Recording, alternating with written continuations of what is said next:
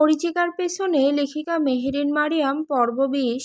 হাসপাতালের সাদা দেয়ালগুলো যেন নোহাকে বিদ্রূপ করছে। আভার মেঘান পাশে বসে থাকলেও নোহার দৃষ্টি জানালার ওপারে থাকা ধূসর আকাশে নিবদ্ধ। মেগানের কথাগুলো নোহার কানে বারবার প্রতিধ্বনিত হচ্ছে। কাকে বেছে নিবি? কাকে বাছা সম্ভব? ইথান, যে তার অস্তিত্বের প্রথম প্রেম, যার শাসনের আড়ালে নোহা আশ্রয় খুঁজে পায়, নাকি ইউভান, যে তার পাগলামি আর নিঃস্বার্থ ভালোবাসার অতল সমুদ্র? একজনকে বেছে নেওয়া মানে অন্যজনকে জ্যান্ত পুড়িয়ে মারা। আর নোহা ভালো করেই জানে এই দুই ভাইয়ের ইগো আর জেদ এতটাই আকাশচুম্বী যে সে যাকে ছেড়ে দিবে সেই মানুষটা হয়তো এই পৃথিবী থেকেই নিজেকে সরিয়ে নিবে। আভা নোহার হাতটা চেপে ধরে বলল, নোহা, তুই কি একবারও ভেবে দেখেছিস ওরা তোকে কেন 3 দিন সময় দিল? ওরা আসলে তোকে একটা অপশন দেয়নি। ওরা তোকে নিজের হাতে একটা নরক বেছে নিতে বলেছে। তুই যাকে সিলেক্ট করবি তাকে তো পাবিই না, উল্টো অন্যজনের চোখের বিষ হয়ে যাবি। নোহা ম্লান হাসল, ওর ফ্যাকাশে ঠোঁট দুটো নড়ে উঠল। আমি কাউকে ছাড়তে পারবো না রে। আমি তো লোভী। আমি চেয়েছিলাম দুজনের হাত ধরে হাঁটতে।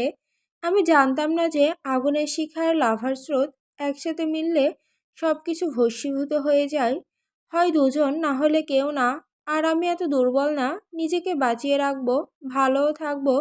কিন্তু যদি ওরা দুজন না হয়, তো দুজনের মধ্যে কেউই না। পরদিন সকালেই ইথান আর ইউভানের নির্দেশে নোহাকে বাড়িতে নিয়ে আসা হলো। কিন্তু সেই চেনা প্যালেসে আজ কোনো স্বস্তি নেই। দুজন মেয়েটকে দিয়ে নোহাকে সোজা ওপরের রুমে নিয়ে যাওয়া হলো। পুরো 2 দিন নোহা সেই রুমে একা বন্দী।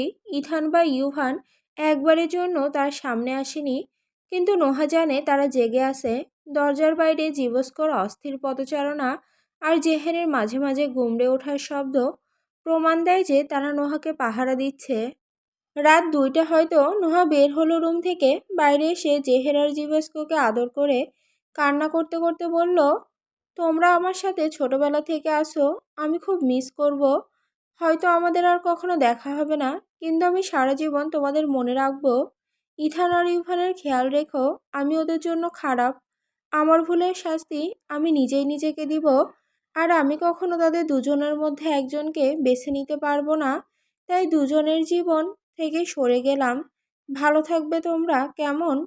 নোহা উঠে দাঁড়ালো। ইচ্ছে ছিল শেষবার ইথান ইউভান দুজনকেই দেখার, কিন্তু গেল না ওদিকে। লুকিয়ে গার্ড আর বাকি সবার চোখ ফাঁকি দিয়ে বেরিয়ে গেল অজানাই। সকালে 11টার দিকে ইথান ইউভান বসে আছে। নোহা কি করবে ভাবছে। তখনই দুজন মেয়েড এসে বলল, স্যার, ব্রেকফাস্ট নিয়ে ম্যামের রুমে গিয়েছিলাম, কিন্তু উনি নেই সেখানে। পুরো বাড়ি খুঁজলাম, কিন্তু নেই। এটা শোনা মাত্র ইথান ইউভান ভ্রুকুচকে পেছনের দিকে জেহের আর জীবাস্কর পেছনে চুপচাপ বসে আসে। নোহা যদি বাইরে যেত তাহলে তো ওরা বাহিরে মেন গেটে বসে নোহার জন্য ওয়েট করতো। তাও ইথান ইউভান পুরো প্যালেস ঘুরে শেষে নোহার রুমে ঢুকে পুরো রুমে চোখ বুলিয়ে দেখলো বিছানার উপর কিছু কাগজ আর নোহার ফোনটা রাখা। দুজনই এগিয়ে গিয়ে দেখলো বিছানার উপর একটা চিঠি আর 2টা ডিভোর্সের কাগজ। চিঠিতে লেখা, প্রিয় বাড়ি আর আমার মনস্টার, জানি না এই চিঠিটা পড়ার সময় তোমাদের মনের অবস্থা কেমন থাকবে। হয়তো ঘৃণা আরও বাড়বে, নয়তো এক পৈশাসিক শান্তি পাবে যে আপদ বিদায় হয়েছে। আমি লোভী ছিলাম, এটা সত্যি। আমি তোমাদের দুজনকে একসাথে চেয়েছিলাম, কারণ তোমাদের ছাড়া আমার অস্তিত্বের কোনো পূর্ণতা ছিল না। একজনকে বেছে নিলে আরেকজনের কি হতো? আর আমি আমাদের 3জনের এই সুন্দর সম্পর্কের শেষ চাইনি, বিধায় দুজনকে একসাথে চেয়েছি। তোমরা আমার আকাশ আর সমুদ্র ছিলে। আমি চরিত্রহীন না। বিশ্বাস করো, জন্মের পর থেকে তোমরা দুজন ছাড়া কোনো পুরুষ আমাকে স্পর্শ করেনি। একবার ভাবো তো, আমি ইথানকে ভালোবাসলে, বিয়ে করলে ইউভানকে আমাকে আগের চোখে দেখতো? না, দেখতো না। ওর মনে একটা ভয় আসতো আমি ওর বড় ভাইয়ের স্ত্রী। আর যদি ইউভানকে নিতাম তো ইথানের মনে আসতো আমি ওর ছোট ভাইয়ের ওয়াইফ। যে কোনো একজনকে বিয়ে করার পর অন্যজনের মনে দ্বিধা আসতো। আর সেই দ্বিধার স্পর্শ দেখে শুরু করে কথা বলতেও ভাবতো। আগের মতো আমি শুধু নোহানা ভাইয়ের ওয়াইফ হয়ে যেতাম। কথা থেকে শুরু করে সব কিছু ভেবে বলতো। আমি এমন কিছু চাইনি, তাই আমি দুজনকেই চেয়েছি। কিন্তু গত কয়েকদিনে তোমাদের চোখের ঘৃণা আমাকে বুঝিয়ে দিয়েছে আমি তোমাদের দুই ভাইয়ের মাঝে এক বিষাক্ত দেয়াল হয়ে দাঁড়িয়েছি।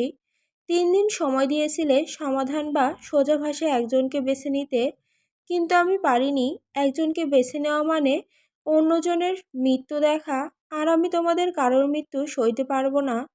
তোমরা বলেছিলে না আমার নিজের একবেলা খাবার জোটানোর যোগ্যতা নেই, আর সেই অযোগ্য মেয়েটাই তোমাদের সব বিলাসিতার মায়া ত্যাগ করে চলে যাচ্ছে। সাথে রেখে গেলাম তোমাদের দেওয়া সেই আইনি বন্ধনগুলোর মুক্তি। ডিভোর্স পেপারগুলোতে সই করে দিলাম, আজ থেকে তোমরা মুক্ত। ইসাবেলা নোহা উইকান্দো ইউভানকে ডিভোর্স দিয়ে দিয়েছে, আর সৈয়দ নোহা শিকদার ও ইথানকে ডিভোর্স দিয়েছে। তোমরা সাইন করে নিও, আর ভবিষ্যতে ভালো মেয়ে দেখে বিয়ে করে সুখী হও। আমাকে নিয়ে আর কখনো ভেবো না, ভুলে যাও আমাকে। আমাকে খোঁজার চেষ্টা করো না, আমি আমার মতো ভালো থাকবো। ভুলে যেও না তোমরা নোহাকে দুর্বল না, স্ট্রং বানিয়েছো। তাই আমি সত্যিই ভালো থাকবো। আর তোমাদের এক পয়সাও আমি নেইনি, সব রেখে গিয়েছি। বিশ্বাস করো ইথান, তোমার কথাগুলোর পর তোমাদের ইনকামের খাবার আমার গলা দিয়ে বিষের মতো নামে। সত্যি বলতে পতিতালয়ে শরীর বিক্রি করে যারা বাঁচে তাদের হয়তো কেউ এভাবে বলে না। মানলাম ভুল আমার, কিন্তু আমার চাওয়াটা ভুল না। সরি, কিন্তু তোমরা চাইলেও আমি আর ফিরবো না। এই চরিত্রহীন মেয়েকে ভুলে যেও। জেহেরার জীবাস্ককে বলে এসেছি তোমাদের খেয়াল রাখতে। ওরা বড্ড অবুঝ, আমার মতো ওদের কষ্ট দিও না।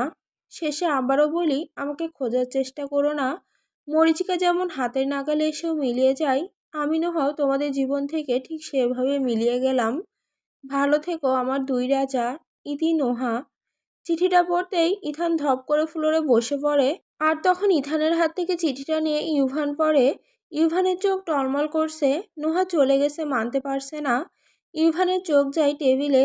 ইউভান বাঁধানো কণ্ঠে বলে, ইথান, ওর ওষুধগুলো পড়ে আছে।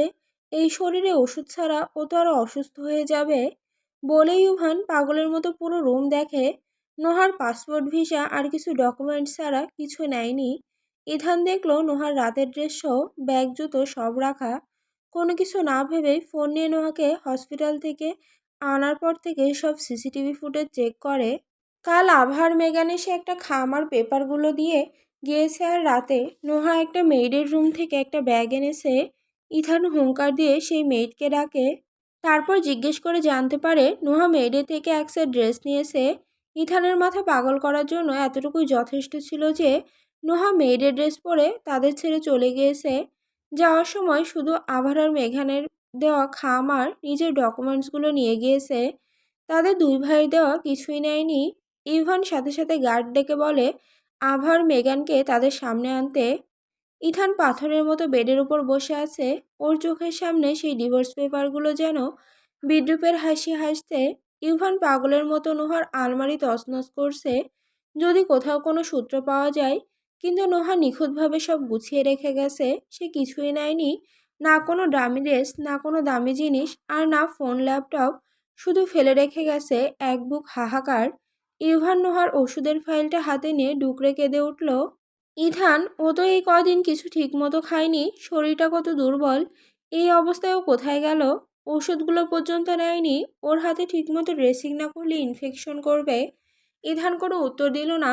ওর কানে বারবার নোহার চিঠির সেই লাইনটা বাজছে, পতিতালয়ে শরীর বিক্রি করে যারা বাঁচে তাদের হয়তো কেউ এভাবে বলে না। ইথানের নিজের বলা কথাগুলোই আজ ওকে বিষাক্ত তীরের মতো বিচ্ছে। ও বুঝতে পারছে শাসনের নামে ওরা নোহাকে এমন এক কোণায় ঠেলে দিয়েছিল যেখান থেকে পালানো ছাড়া আর কোনো পথ ছিল না। সত্যি তো, মেয়েটা সেই পরিস্থিতিতে কি করত যেখানে ইথান ইভান এত বড় হয়েও কোনো সমাধান পেল না। ইথান হঠাৎ গর্জে উঠে গার্ডদের ডাকলো। সিসিটিভি ফুটেজ চেক করে দেখা গেল রাত 3টার দিকে নোহা মেইডের সাধারণ একটা সুতি গাউন পরে মাথায় একটা স্কার্ফ জড়িয়ে খুব সাবধানে পেছনের গেট দিয়ে বেরিয়ে গেছে। ওর হাতে মাত্র একটি ছোট ফাইল আর আভা মেগানের দেওয়া খামটা। ইউভান দাঁতে দাঁত চেপে বলল, আভার মেগান, ওরা গতকালকে এসেছিল। ওরা 100% কিছু জানে। ঘণ্টাখানেকের মধ্যে ইথানের গার্ডরা আভার মেগানকে হিড় করে টেনে ড্রয়িং রুমে নিয়ে এলো। ইথান আর ইউভানের বিধ্বংসী চেহারা দেখে ওরা দুজন ভয়ে কুঁকড়ে গেল। ইথান টেবিলের ওপর রাখা ডিভোর্স পেপারগুলো দেখে বজ্রকণ্ঠে বলল, এসব কি? নোহা কোথায়? সত্যি করে বলো, নইলে আজ তোমাদের কেউ বাঁচাতে পারবে না।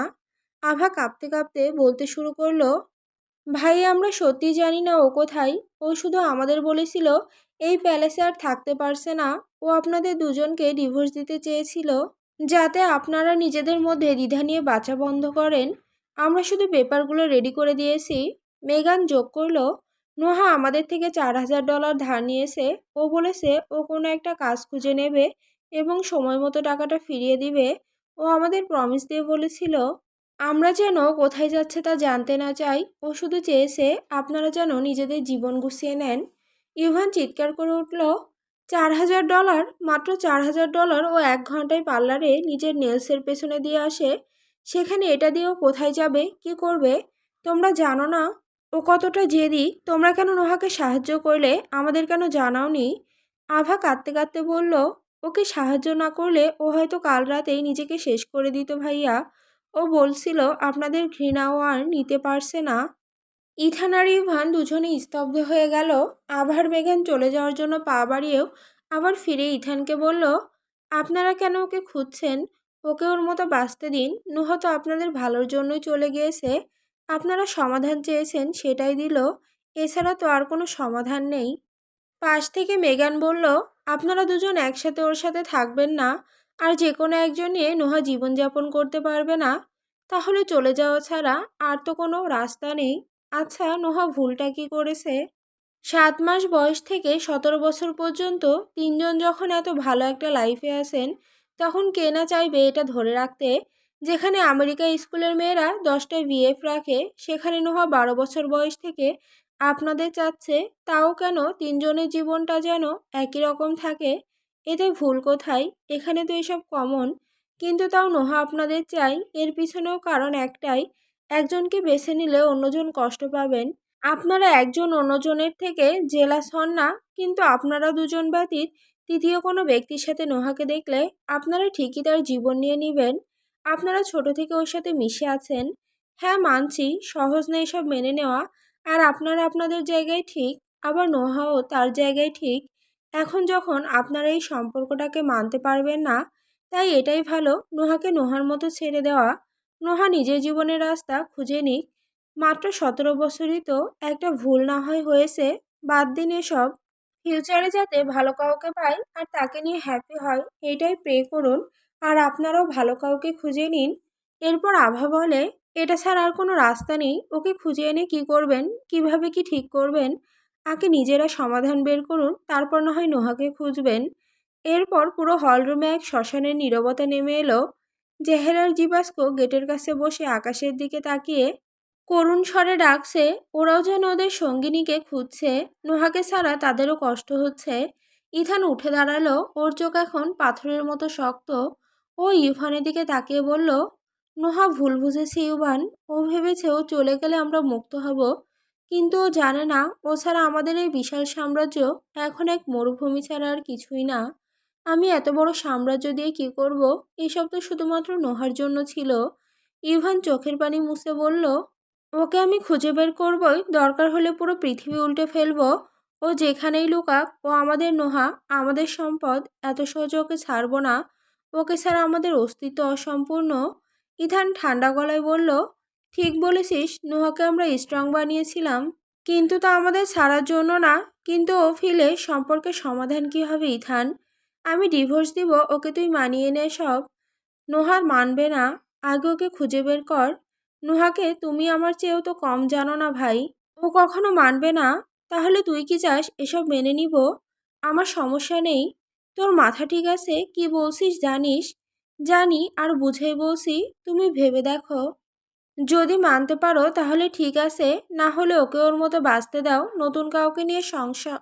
আর বলতে পারলো না ইথান চিৎকার দিল, ইউভান, আমার সাথে দেখে জেলাস হও না তো? অন্য কারোর সাথে থাকার কথাই কেন হচ্ছ? আমার সাথে থাক বা অন্য কারোর সাথে থাক, একই তো। এক না, তোর সাথে মানতে পারলেও অন্য কারোর সাথে পারবো না। হা হা হা, এটাই বোঝাচ্ছি। এরপরও ভাবো আমার সমস্যা নেই। আমি মেনে নিয়েছি সব। তুমি মানতে পারলে ঠিক আছে, না হলে ওর দিকে আর আগাবো না। কেউই না, না তুমি না আমি। ইভান উপরে চলে যায় আর ইথান সে কি করবে নিজেই জানে না।